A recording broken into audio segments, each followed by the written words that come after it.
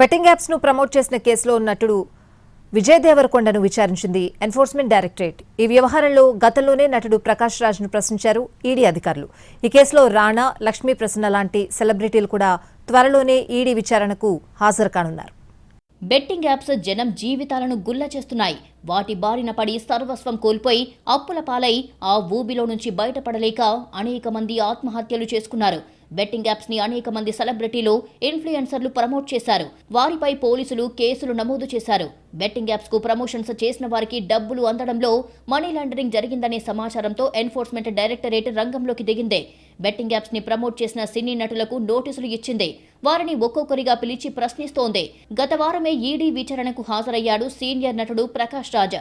తాజాగా విజయ్ దేవరకొండను ప్రశ్నించారు ఈడీ అధికారులు. A23 అనే యాప్ ని విజయ్ దేవరకొండ ప్రచారం చేశాడు. ఉదయం 11 గంటలకు ఈడీ ఆఫీస్కు చేరుకున్నాడు విజయ్ దేవరకొండ. అతన్ని 5 గంటల పాటు ప్రశ్నించారు అధికారులు. స్టేట్మెంట్ కూడా రికార్డ్ చేశారు. బెట్టింగ్ యాప్ ని ప్రమోట్ చేయడం ద్వారా తీసుకున్న పారితోషికం గురించి ఆరా తీశారు అధికారులు. చట్టవిరుద్ధమైన యాప్లను ఎందుకు ప్రమోట్ చేశారు, పారితోషికం ఏ రూపంలో తీసుకున్నారు, మనీ లాండరింగ్ ఏమైనా జరిగిందా అనే కోణాల్లో ఈడీ అధికారులు ప్రశ్నలు అడిగారు. తాను బెట్టింగ్ యాప్స్ ని ప్రమోట్ చేయలేదని, గేమింగ్ యాప్ ని ప్రమోట్ చేసినట్లు ఈడీ అధికారులకు క్లారిటీ ఇచ్చాడు విజయ్ దేవరకొండ. తాను A23 అనే గేమింగ్ యాప్ ని ప్రమోట్ చేసినట్టుగా చెప్పాడు. గేమింగ్ యాప్స్ దేశంలో చాలా రాష్ట్రాల్లో లీగల్ అని, వాటికి జీఎస్టీ, ట్యాక్స్, అనుమతులు, రిజిస్ట్రేషన్లు కూడా ఉంటాయని చెప్పాడు. దేశంలో gaming apps IPL, kabaddi, volleyball లాంటి క్రీడలను స్పాన్సర్ చేస్తున్నట్టుగా తెలిపాడు. అలాగే తాను ప్రమోట్ చేసిన A23 యాప్ కు తెలంగాణలో అనుమతి లేదని చెప్పాడు.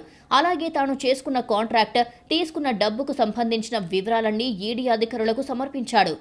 మనం చేసింది గేమింగ్ యాప్స్కి ఎండోర్స్మెంట్.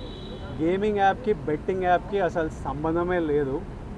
గేమింగ్ యాప్స్ అనేటివి completely legal, recognized by the government, licensed as a business.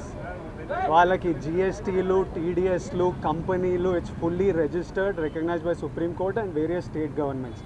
అది గేమింగ్ యాప్.